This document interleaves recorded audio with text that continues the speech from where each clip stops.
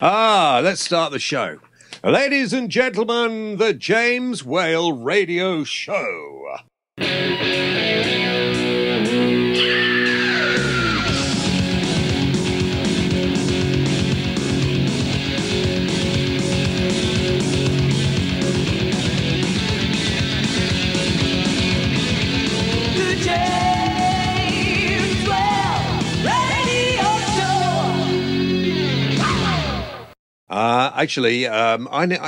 Welcome to the program, guys. Here we are again, the James Whale Radio Show.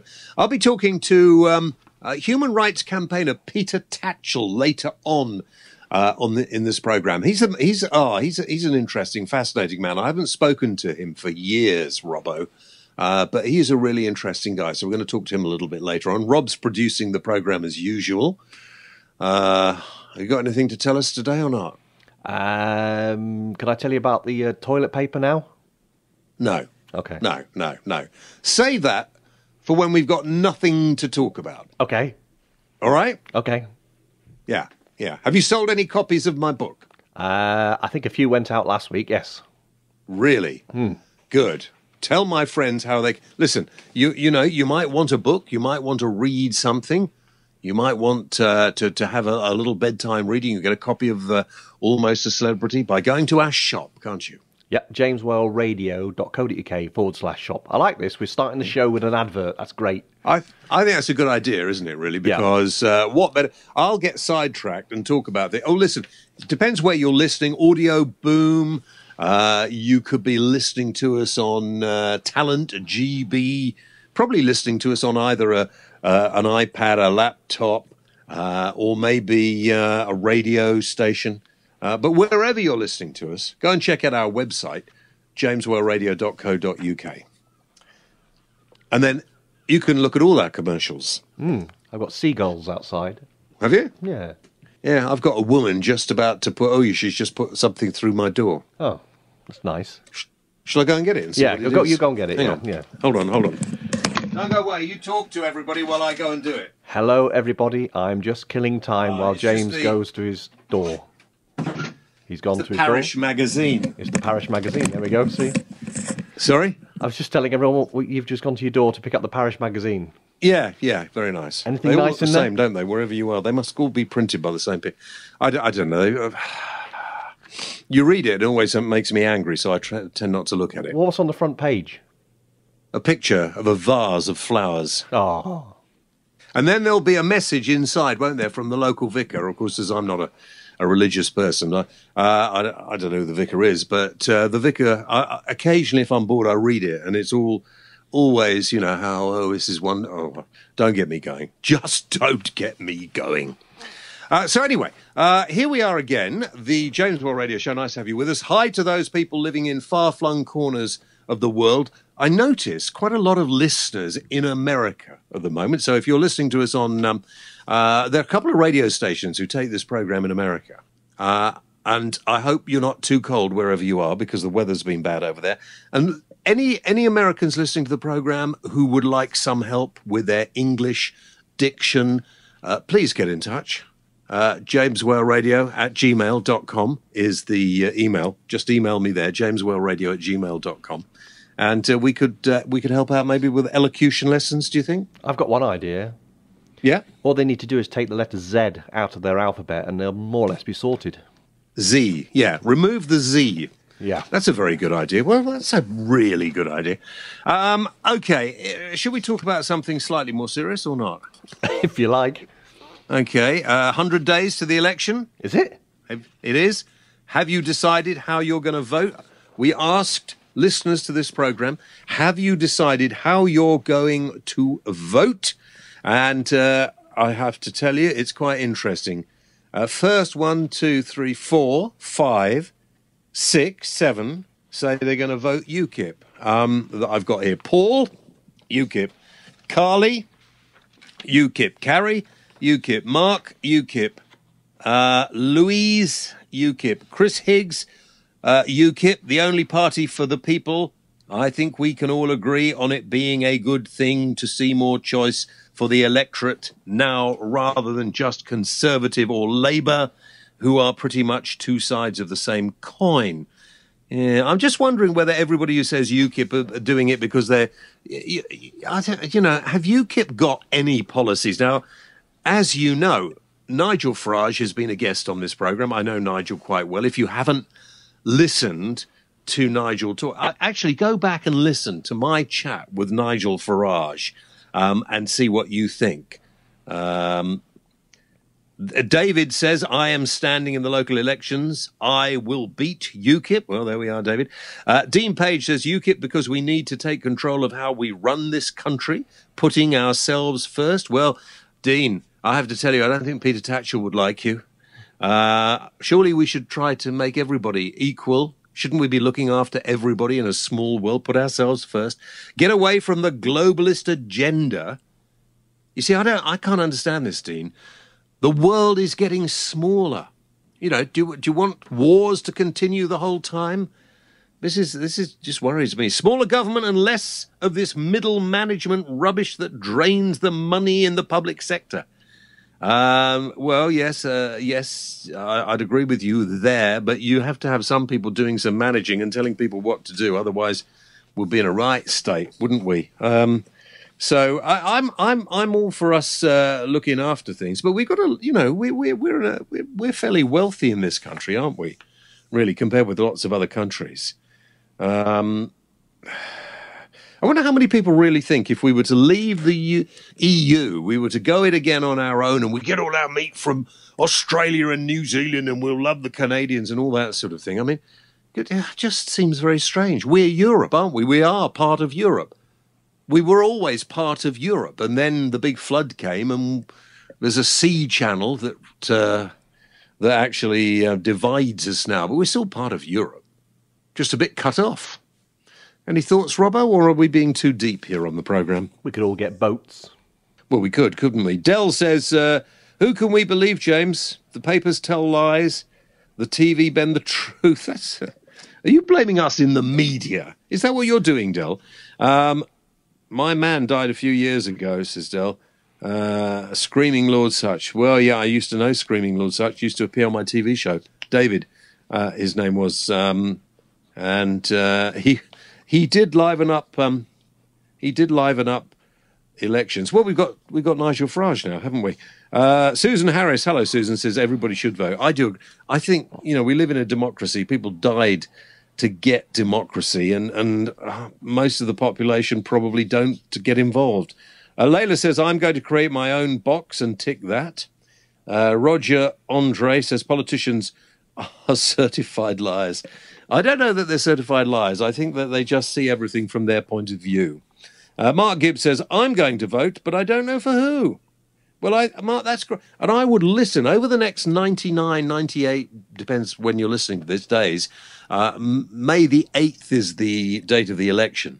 Running up to that mark, listen to all the people standing and see what they have to say and see if there's anyone you agree with. But interesting, there's still this huge swing of public opinion towards UKIP. And I have to say, listen, Nigel Farage is a great orator. He is a great talker. And I'm just not sure that any of them are going to be any... As soon as you get into power, there are constrictions on what you can do. Everybody says they're going to do this, this, and this, and then they get elected and they find, oops, can't do that. We haven't got any money for this. How am I going to do that? Worrying time. Everybody should take note, though, and be involved. That's the thing, because people say, oh, I'm not interested. How can a human being not be interested in the politics of where they live?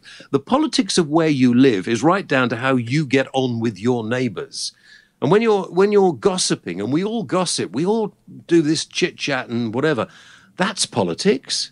We've all got to... Everybody is politically minded, except some of the very stupid people, but there we are. Oh, talking what, Rob? Yes? Yeah, you're going to vote? I am going to vote. I don't get on with my neighbours, though. No, I know. But that's all politics. Plaid Cymru for you, isn't it? Yes, all the way. Yeah. Yes, definitely, yes. No, Rob's in Wales, you see. Got no choice. That's why. You've got what? No choice. Why have you got no choice? You dare not. That's all I'm saying. Right, carry on. Right. Okay. Well, I tell you what, I think we should have an advertisement here. Well, I did a one at the beginning. Let's play a commercial here, then come back, and I think we'll talk to Peter Tatchell after that, shall we? Yes, why not? Okay. Would you like a free audiobook? Our friends at Audible are giving everybody a free audiobook just by going to the James Whale Radio Show website, jameswhaleradio.co.uk. All you need to do is click on the Audible link, register, and you'll get your free audiobook. It's a bit like a book club, and remember, you can leave at any time and you still get to keep your free audiobook. So what are you waiting for? Just head over to the James Whale Radio Show website, jameswhaleradio.co.uk, and click on that Audible link now. Now, Peter Tatchell, we haven't spoken for ages, Peter, and I was getting lulled into a false sense of security, thinking, do you know, things might be getting better as far as respect for our fellow human beings is concerned, as far as human rights are concerned. Maybe things are just getting better, and there's no need for campaigners like you.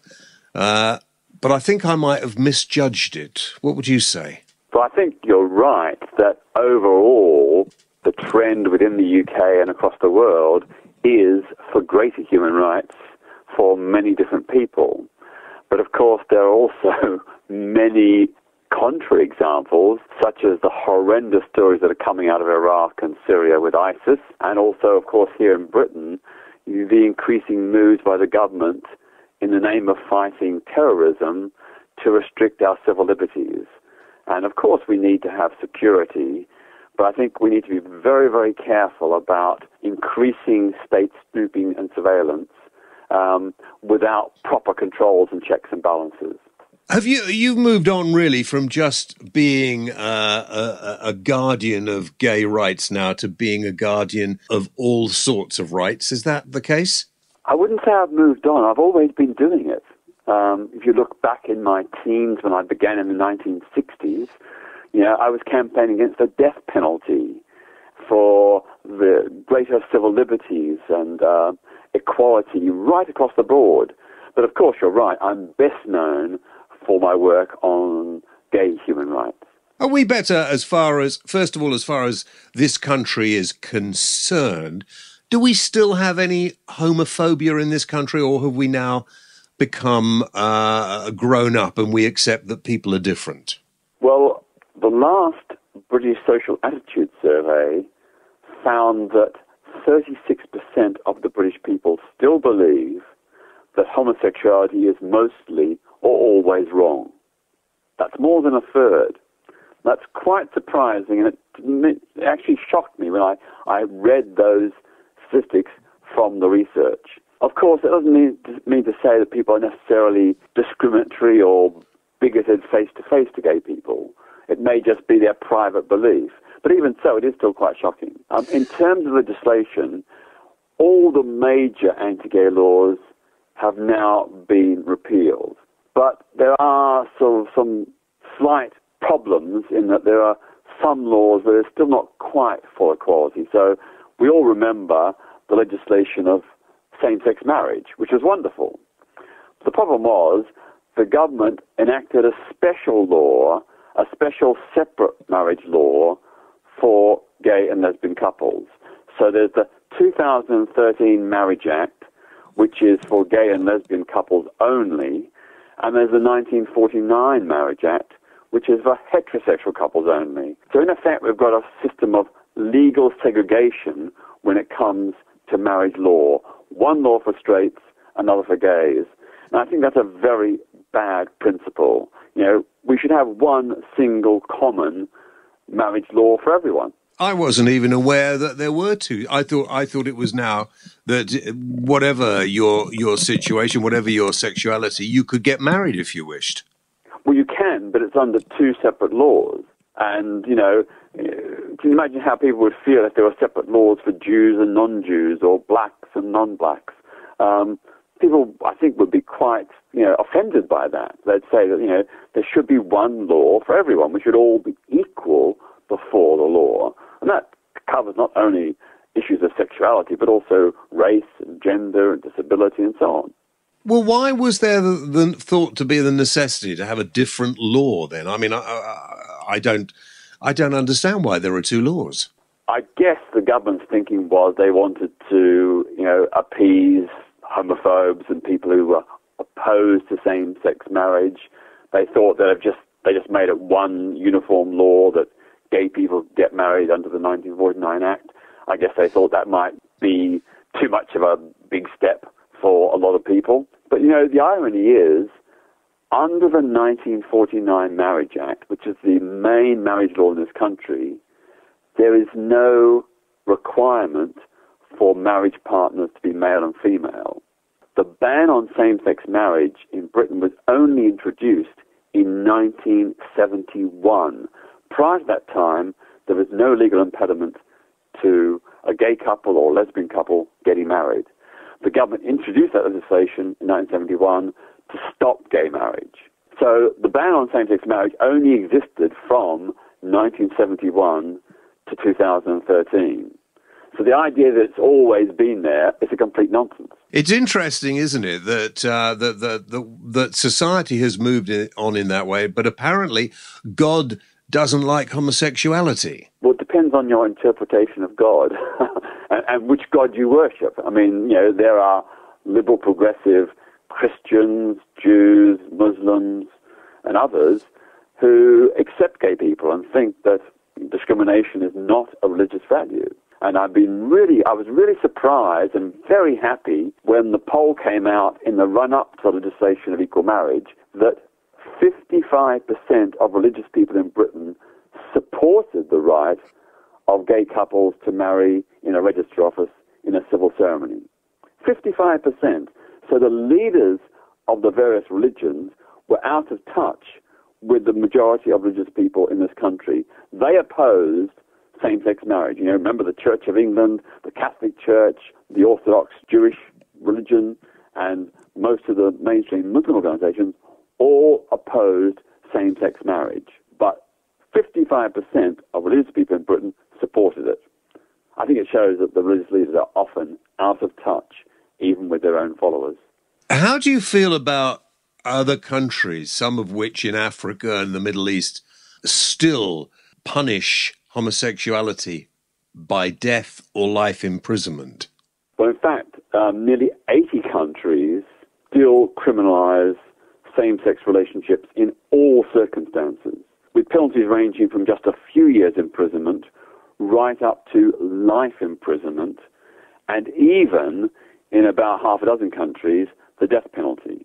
You can actually be put to death for loving and having sex with a person of the same gender in about half a dozen countries. All of them are Islamist states. When you take a look at the Commonwealth's values are democracy, equality, human rights, and non-discrimination. Yet, 42 out of the 53 Commonwealth member states have a total ban on homosexuality. 7 of them have life imprisonment for same-sex relations. In parts of 2 of them, Pakistan and Nigeria, you can be put to death for being gay. These are Commonwealth countries. And when did you ever hear the Commonwealth leadership condemn these countries and demand they end their anti-gay laws? They didn't. They haven't. There's a Commonwealth Charter which enshrines equality for every Commonwealth citizen. And all the member states have signed up to it, yet 80% of them still criminalize same-sex relations. Do you think this government and this country, and probably even the royal family, should be more outspoken about this? I certainly think that, the Queen, as the head of the Commonwealth, ought to be speaking out against all human rights abuses in Commonwealth member states. Now, of course, she can't do so in a political way, but she can certainly reiterate that the Commonwealth Charter and its values are about equality for every citizen. And she can express her regret that so many Commonwealth member states not only criminalize homosexuality, but also have detention without trial, torture, the death penalty, and restrictions on freedom of speech and freedom of the press. These are widespread abuses throughout the Commonwealth. And I think that our head of state, the head of the Commonwealth, should be certainly in some way or other making it clear that these are not Commonwealth values, and that if you want to be part of the Commonwealth Club, you have to sign up to the Commonwealth values and make sure they're honoured and adhered to. Now, some years ago, you, of course, attacked Robert Mugabe when he was over in this country. I think he was on a shopping trip, wasn't he? I didn't attack him. I attempted to make a citizen's arrest, not once but twice. The first time was in London in 1999, and the second time was in Brussels in 2001. And I was trying to get him arrested on charges of having acquiesced and condoned the torture of two black journalists in Zimbabwe who had sought to expose abuses by the Zimbabwean military. You got beaten up on one of those occasions for your trouble, didn't you? I did. In London, the attempt in 1999 was with my colleagues from the gay rights group Outrage. But I say, we were not trying to arrest him for his homophobia, but for his condonement of torture. We ambushed his motorcade outside the St James's Court Hotel where he was staying near Victoria. Three of my colleagues actually ran in front of his speeding limousine and forced it to halt. Then one of them had the foresight to run behind the car so that it couldn't go forward and couldn't go backward. I ran from the side and opened the rear door. Amazingly, it was unlocked. And there before me was President Robert Mugabe in the back seat. You should have seen the look on his face. His eyes popped, his jaw dropped. I think he thought he was going to be killed. To which I thought, now you know what your victims feel like, only we aren't going to kill you. We're going to try and arrest you and take you to a court of law where you'll have a chance to defend yourself, unlike the people you abuse in your own country. We did summon the police, and the police arrested us and gave President Mugabe a police escort to go Christmas shopping at Harrods. We had the evidence from Amnesty International to show that he'd been complicit in the torture of these two journalists. He should have been arrested and put on trial, as we'd indicated. And if he had been, of course, the subsequent history of Zimbabwe might have been very different. I don't think he'll be allowed to come back to this country for some time to come, do you? And I don't think he'd want to. I think he's quite fearful. In fact, ever since that attempt, he stepped up his security. But then I did have another go in Brussels in 2001. He was leaving the Hilton Hotel to go to meet the Belgian Prime Minister, and I lay in wait in the lobby and managed to walk straight into his entourage as he was walking through to exit the hotel, and again tried to arrest him, and that's when I was very badly beaten up by his minders. I had 7 or 8 very severe blows to the head, and it's left me with some brain and eye injuries, and eventually I was actually beaten unconscious. Did you have any redress because of that or not? No, I mean, they all claimed they had diplomatic immunity, and the Belgian government and the British government agreed. Why do you think Britain has never done anything about Mugabe? I think there's this sort of fear of being seen as colonialist or racist, which of course has nothing to do with it whatsoever. No one's attacking him because we want to control Zimbabwe or because we have an animosity towards him because he's black. That's not the issue. He's a human rights abuser. And like all human rights abusers, he should be brought to justice and put on trial. Why do you think we have such... funnily enough, last week on this programme, I had a bit of a moan about Saudi Arabia. I had no idea the king was going to die the day afterwards. But, of course, Saudi Arabia has been very much in the news over the last week or so. We do a lot of business in this country with the Saudis. We rely on them quite heavily as far as money and oil is concerned. They still have some pretty appalling human rights, don't they? Absolutely. Human rights abuses in Saudi Arabia are some of the worst in the world. I mean, it's not like ISIS or Al-Qaeda, but, they do have a religious Islamist state where other religious minorities, non-Sunni Muslim minorities, suffer persecution, including Shia Muslims as well as Christians and others. There's a complete, clamp down on the press and social media. You're all familiar with the case of Raif Badawi, who has been sentenced to flogging for merely expressing support for liberal humanitarian values. There's also, of course, a complete ban on trade unions, the right to strike. Freedom of expression is almost non-existent, or it exists only within the very narrow confines of what's permitted by the Saudi dictatorship. So, it's right that Britain should condemn Iran and other rogue states, but why do we have such double standards when it comes to Saudi Arabia?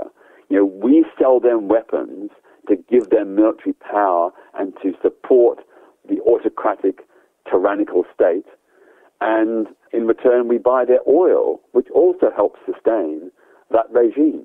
Do you think our government or the new government should actually take a different line with Saudi Arabia, or do you think that would be even worse for the possibility that there may be some kind of peaceful understanding for those countries in the Middle East in the future? If we took a tough line with the Saudis, do you think that would just encourage them to perhaps become even worse? I think the Saudis are very, very, very dependent on the West. They own property in Western countries, vast tracts of property, which they profit from. They love coming to London and other big European and North American cities for entertainment and holidays and shopping. I think we should be turning the screws on the leaders of the regime to restrict their travel rights, to restrict their right to own property in this country. There's a whole raft of things we could be doing to send a clear message. Now, I'm not certain that would produce an immediate change, but because they are so dependent on us, as we are on them, if we started to ratchet up the sort of the restrictions or sanctions or boycotts or whatever, I think it would produce change in time. Because, of course, there are liberal people in Saudi Arabia, and even some sections of the elite are more inclined to liberal values. You've got to remember that I think is it 4 daughters of the recently dead Saudi king are under effective house arrest. They've been under house arrest for 13 years because they've expressed liberal humanitarian values. Now, they are part of the ruling family, but they clearly don't agree with the authoritarian stand that it takes. And, of course, they've paid the price by being under house arrest all these years. It's amazing to think that these things are still going on in the 21st century, isn't it? Let's talk a bit about you, because when I first met you and first heard about you and probably first interviewed you, it was a long time ago, when you were trying to become a member of Parliament, which actually turned out to show that there'd been a few dirty tricks about your campaign, which you were fairly magnanimous after this had all been found out, and the sitting member of Parliament, who's still there, who was voted in when you tried to get, I forget where it was, Southwark, wasn't it? It was Southwark and Bermondsey. Southwark and Bermondsey. 1983. Yeah. I mean, and you were, after it had all come out about the sort of dirty tricks that had been played against you, you seem to be very understanding. My view is that, that was all those years ago. You can't bear grudges. You have to move on. You're probably not tough enough then to be a politician, are you, Peter? Maybe not. No, maybe not. I mean, I am, a very sensitive soul, which you need to be to do human rights work, because the passion, the motivation is about love of other people and, a profound dislike of other people being victimized, tortured, abused, and killed. So that sensitivity, is good in terms of promoting and advancing human rights, but probably not so good when it comes to the kind of dirty tricks and dirty politics that, often comes my way. Why did you never stand again? Why was that your last election? I mean, you were vilified. You were made to look as if you were public enemy number one. That must have hurt you a lot too. Well, in fact, it's true. I was labelled public enemy number one, and indeed a whole series of fabricated stories appeared in the press in the run-up to the election. The News of the World published a photograph of me which made it look like I had plucked eyebrows and was wearing lipstick. And when we complained, they said, "Oh, we're very sorry, the quality was lost in the transmission from our northern office." I don't buy that for 1 minute. It was part of a vicious campaign. Most commentators at the time said it was the dirtiest, most violent election in Britain in the 20th century. I had over 150 violent physical attacks upon me personally. I think about 50 attacks upon my home, including bricks through the window, a bullet through the door, and arson attacks. Going out canvassing was a terrifying experience because the tabloid press had whipped up this hysteria about me, partly because I was gay and supported gay rights, partly because I was born in Australia, and partly because I had policies which were outside the mainstream. But look at those policies. I argued in '83 for a national minimum wage, which I was denounced for as an extremist. Yet here we have, and we've had for a long time, a national minimum wage. I argued for a negotiated political settlement to the war in Ireland. And again, people said I was a, IRA stooge. But of course, that's exactly what the British government did in the late 1990s. We negotiated the political settlement that I said should happen way back in 1983. So I sort of feel a bit vindicated as a consequence. Have you ever, Simon Hughes, the Liberal Democrat, is the guy who won that seat from you. Have you ever discussed these sort of things with him personally since then? Yeah, he's apologised for the way in which what was then the Liberal Social Democratic Alliance pursued a very nasty, anti-Australian, anti-gay campaign against me. He has said sorry. And it later turned out that Simon Hughes himself is gay. That's true. But, I'm a forgiving person. I think it's when someone says sorry and, seems to mean it, I think that should be accepted. I wish there were more people in politics like you. Maybe you should stand again, Peter. I don't think you're too old. In this day and age, there is so much media around. You've got social networking sites, so many people who would probably agree with you now. It might be a completely different, a different sort of feeling to the whole world of politics. Well, you might be right. But I sort of feel that probably I've done as much or more by working outside Parliament to get change. And of course, one of the other policies I advocated in 1983 was a comprehensive equality law to protect everyone, whoever they are, against all forms of discrimination. And I lobbied all those years from 83 onward to get that, and eventually, obviously with the help and support of many other people, we did get the Labour government to pass the Equality Act in 2010. So that was the fruition of the campaign I'd begun for that change way back in 83. And so I can see, I'd been on the outside, but by lobbying and, approaching MPs and getting them on side, I did help in a small way, of course with many, many other people as well, get that change happen without actually being a member of Parliament. We all change as we get older. Our views change, and our overview, I suppose, of life and everything else changes. How have you changed since those days back in the 80s? If you look back, what kind of different views on life do you have now that you had then? Well, of course, I think my basic fundamental humanitarian values are pretty much the same. But, I have undergone some changes on a range of issues. For example, back then I thought that there should be laws to prohibit incitement to hatred against gay people. And, obviously, inciting hatred is a very bad thing. It's undesirable. It's destructive. But on free speech ground, I now think that's probably not the way to go. And in fact, I don't generally support so-called hate speech laws, because although it's wrong to incite hate, how do you define hate? Where do you draw the line? I think there's always a real danger that when you have those laws, they can be abused to restrict freedom of speech. And I think that in a free society, one should never accept and put up with hate. One should always challenge it. But I think in terms of criminalization, it's probably a step too far.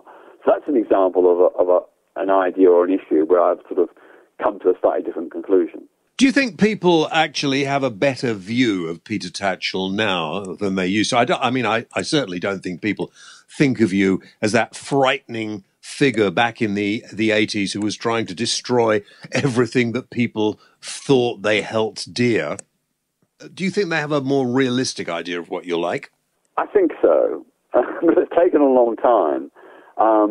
In the 80s and even into the 90s, whenever I used to go in public, whether it be going to the local shops or on the tube, I would get abused, threatened, and even sometimes physically attacked, mostly by homophobic people.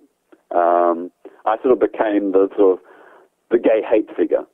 But nowadays, when I go out, people are mostly indifferent, but more often they will come up to me and say, well done, and keep at it, and I support you. So that's a complete change from 1983 through to late 1990s. So there has been this change, which I'm very gratified by, because I don't now have to constantly look over my shoulder to see who's behind me and look out for physical violent attacks, which used to happen not once or twice, but 50, 60, even 100 or 200 times every year for about 20, 25 years. One of the things I remember discussing with you once, and people probably don't have any idea, but didn't you started off as some kind of military analyst, didn't you? I wrote a book on defense and military policy in the mid-'80s. It was called Democratic Defense. You can probably get it still in a local library, which tried to articulate an alternative, non-offensive, non-aggressive military policy, a policy for the slimming down of the armed forces to focus on a self-defensive role. So not about maintaining empire or, being the policeman of the world, but about defending our country. Because in those days, much of British military capacity was geared towards long-range offensive operations, partly motivated by the Cold War and partly as a hangover from empire. So that book was published and led me to be invited to many different military seminars. I got invited to the Army Staff College at Camberley, to Sandhurst, the Officer Training School, to the Royal Naval College, and so on. And I was one of the most popular of all the speakers. I remember one year, I think it was in the early mid-1980s, normally the Army Staff College has a range of whole speakers throughout the year, and at the end of the year they have a vote about their favourite speaker, and nearly every year in those days, Michael Heseltine always won the vote. But the year I went, I won the vote as the best speaker. And indeed, that book is, I think even to this day, used or referred to by military officers studying military policy and those who are, undergoing mid-career training for future higher roles in the armed forces. I'm sure they don't agree with every word in it, but it's interesting that kind of set of ideas that I expounded, does have some, credibility.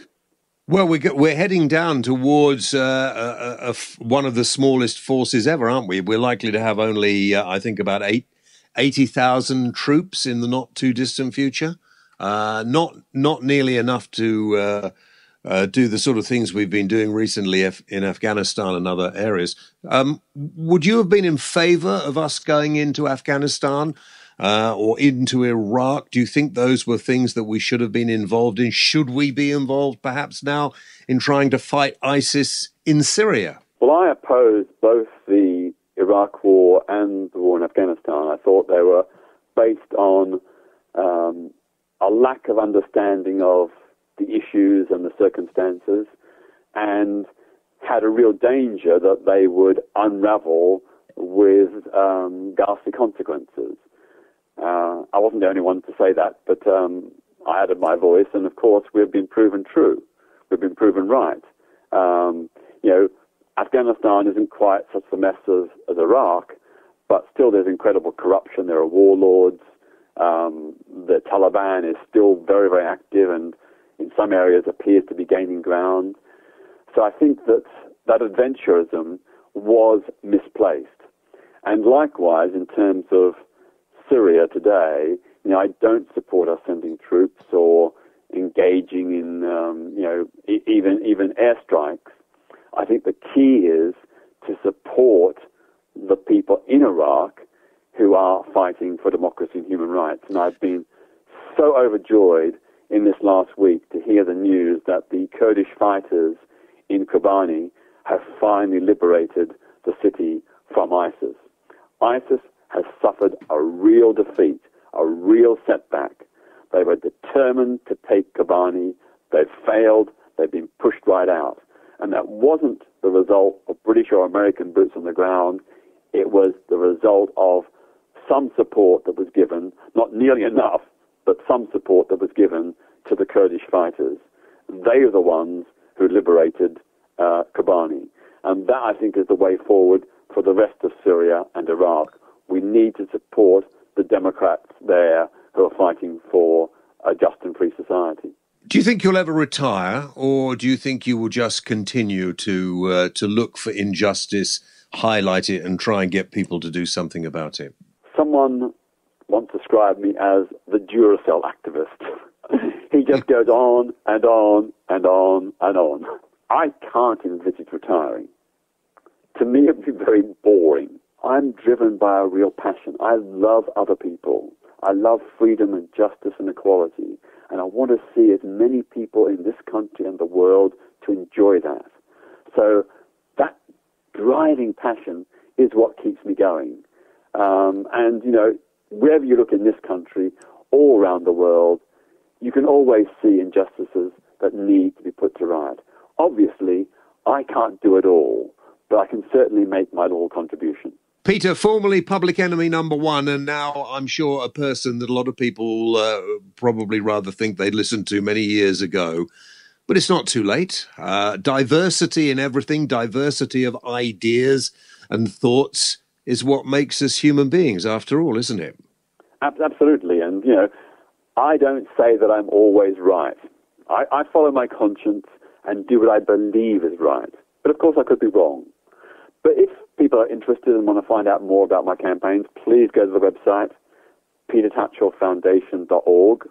There you'll find out about the many different campaigns that I do on a wide range of human rights issues. And if you want to, you can click on the Join Us button and receive regular email bulletins. Peter, good to talk, and you look after yourself and get a holiday soon.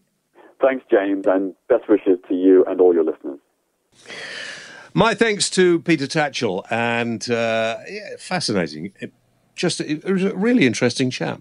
I don't think I would have been as forgiving as he is, but check out his website, and we'll always give you something to talk about and something to think about. Now, Robbo, shall we have some music? Yes, please. Because we got a rather nice indie rock band coming on, haven't we? We have. Who are called An Army of Lights. And we want to... What's it called, Rob? We Don't Want to Go. Oh, yeah, you got to do it more like this. Ah! We don't want to go! Lately, I've been wasted. Time was painted. I don't want to wake up on the other side. Maybe, baby, you could save me. I don't want to wake on the other side. I don't want to wake on the other side. Acting all crazy, we don't want to go.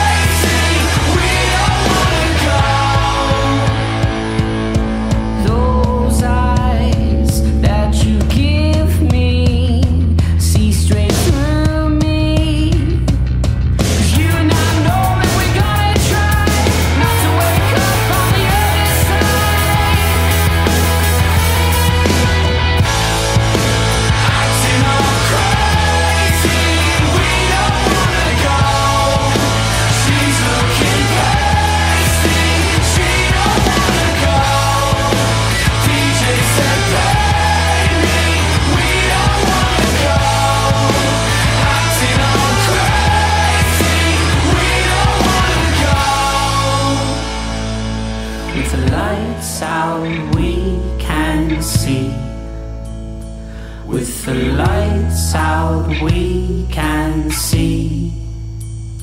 With the lights out we can see. With the lights out we can see. Acting all crazy, we don't wanna go. She's looking pasty, she don't wanna go. DJ's a baby, we don't wanna go. Acting all crazy, we don't wanna go. We don't wanna go. We don't wanna go.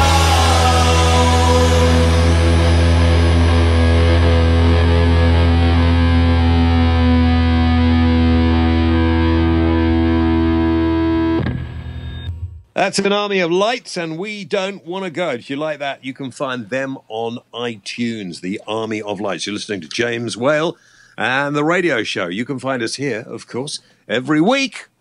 Every week. Lots of people get in touch with me and say, why don't we have our own app? Here we go again. Well, why don't we? Because I haven't got round to finish writing it yet, but it is in progress. All right, okay. Now, it was Holocaust Memorial Day, of course, last week, and it always affects me, and I get. It is a really difficult time. Recently in our history, just a mere 70 or so years ago, people were put to death in the most horrific and horrible ways, and here we are in the 21st century, and in certain countries, certain places around the world, things are happening. Things like that. Things, sometimes even worse things, are happening. People are being killed en masse still on this planet. Do we ever learn anything? I'm not sure that we do. But do we tell enough people about what mankind is able to do? We were talking earlier about who you're going to vote for and everything else, and people saying, oh, I'm going to vote, and we ought to be looking after our own country more, and we shouldn't be worrying about... You know, I just can't agree with that, because that's exactly what happened. You know, when the world fell into major conflict, when the Nazis tried to eradicate the Jews, they tried to eradicate gypsies, disabled people, homosexuals, anybody they didn't agree with. And yeah, it's still happening in certain parts of the world. So maybe we should all remember it a little more than we do. The idea that it's not taught as part of the curriculum in schools, because it isn't, I find very strange. And so I did on Facebook ask for your thoughts, and these are just a few of them.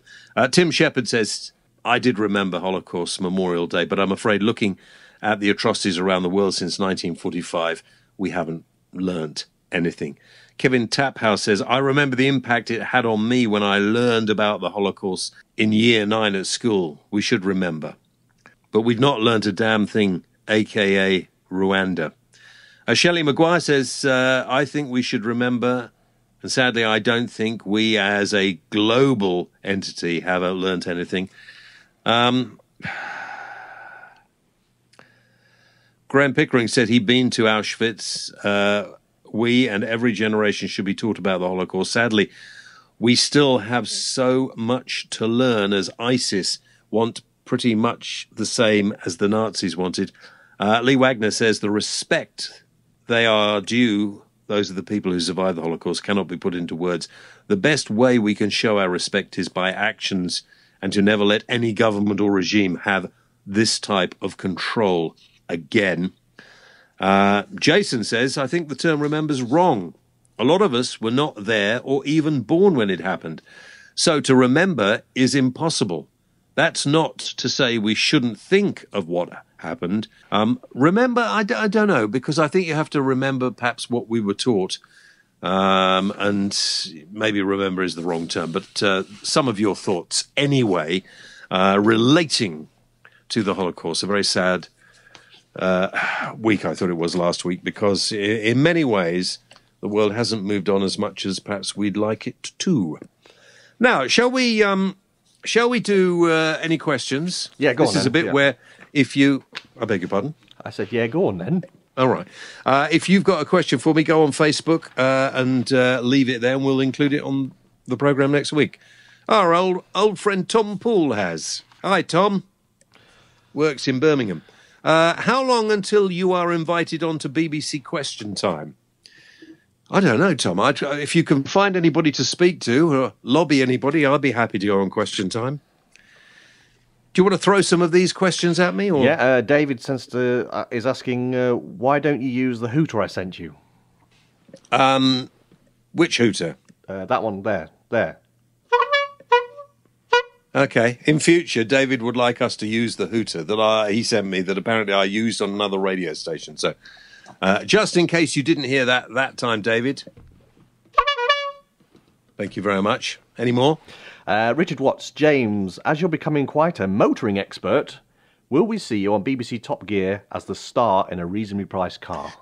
Do you see and did you see this week's with the G-Wagon? If you haven't seen it, look at it. The Mercedes G-Wagon, 6-wheel G-Wagon on sale for £300,000. Brilliant car, a brilliant car. But of course, we have a little bit of sponsorship on this program from Ford. And I shall be test driving in the next week or so the Ford pickup truck. I think a pickup will rather suit me, don't you? I think so, yes. A bit Mel Gibson-y. A bit Mel Gibson. So when I go shooting my bow and arrow, I'll try and get a few Rambo-type poses in the pickup. I'm quite looking forward to that. David Hoy, you never answer my questions. You don't like me. Yeah, get over it, David. He didn't ask a question. No, but get over it, David. Edward Owens. Edward? Edward. Ed Wood. You've written this down as ED and then WOOD. No, that's how he's written it. Ed Wood Owens. His middle name's Wood. Yeah. That's a good name, isn't it? Anyway, go on. His name's not rubbish. Oh, isn't it? I don't know. Well, I can see his question. Why can't we have an election now? You really want me to tell you? Damien, do you still speak to Ash? Very, very occasionally I do. Okay. Ash used to produce another radio show that I did. Annie Humphreys. But he sleeps a lot, so it's always difficult to wake him up. Go on. Annie Humphreys, why isn't there mouse-flavoured cat food? I don't actually think cats like mice-flavoured food because they often just bring them in and leave them. They don't very often eat them. Yeah, mice are a toy for a cat, I would imagine. Yeah. So I don't think they like the taste of it. Mm. They like fish. They eat fish, but they don't often eat mice. No. David Hackett, if you were to stand for Prime Minister, what one thing would you bring to the people of Great Britain? What one thing would I bring to the people of Great? I'm tempted to say love and understanding, but that's probably not what you're after. What one thing would I change that would have an effect and a benefit on all of us? Do you know, that's a really interesting question, and I can't think of a funny or a serious answer. I would like to say I would. I would. Do you know what I think? I tell you what I think I would do. I think if I was the king of all I surveyed, I think I would introduce compulsory voting, like they have in, I think in Australia, you have to vote. Because I don't see how we can call ourselves a democracy when only maybe half the people vote in an election, and then a fraction of the people who vote in the election vote for the people who actually end up running the country. So I think actually we're all part of a country, and I think we should all take an interest in it. And even if you don't like what you are given to vote for, you have to vote the best of whatever is there. And if you don't like it, then do something about it. Stand for politics, get into politics yourself. So I think that's probably what I'd do. And as your deputy prime minister, obviously, I would say yes. I'd bring in online voting. Well, absolutely. So, and I'd make it more like X Factor. So it would be fun, and I'd do that wind-up tension when doing the results. I'd have the last 5 up on stage. Hang on. So, is it David, Ed, Nick, or Nigel? They've all polled the highest amount of votes in this year's general election. David, Nigel, Ed, Nick. Are you ready? I can tell you now that 2 of you together will be running the nation. But which 2 will it be? Join us again after the break. I really want to know now. Ooh. Oh dear, that would work well, wouldn't it? Right, That last would one. work well. Stephen, if aliens land on the lawn at Westminster, will they be arrested for causing a public disturbance? I sincerely hope not. And when the aliens do eventually land, I hope that we will learn a great deal from them. Can we get better caliber questions? These are... Yeah. Can we have some good... Well, I actually, I quite like those questions. Okay. Just questions, you know. Just think of me as the oracle. I think that's about it, really, isn't it? Isn't that a discontinued TV service? What, the oracle? No. Oh, yeah, it was. You're right. Yes, it was. Yeah, yeah. Right, I'm going now. I'm going to go and make a cup of tea so you can... Careful. You can go away.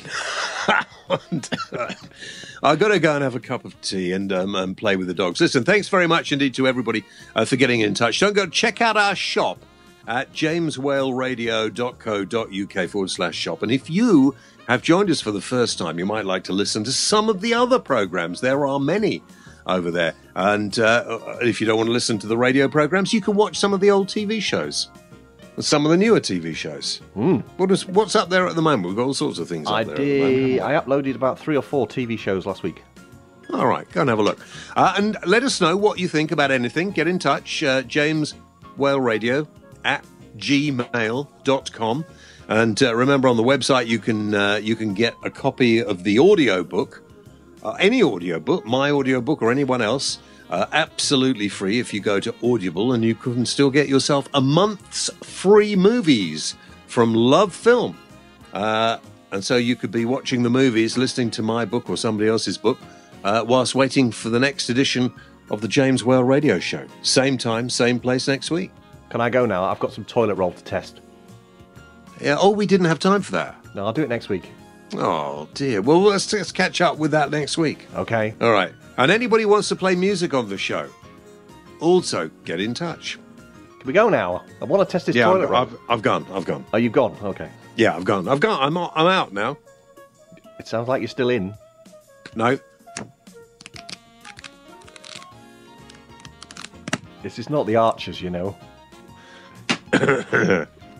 Right, bugger off. Go on.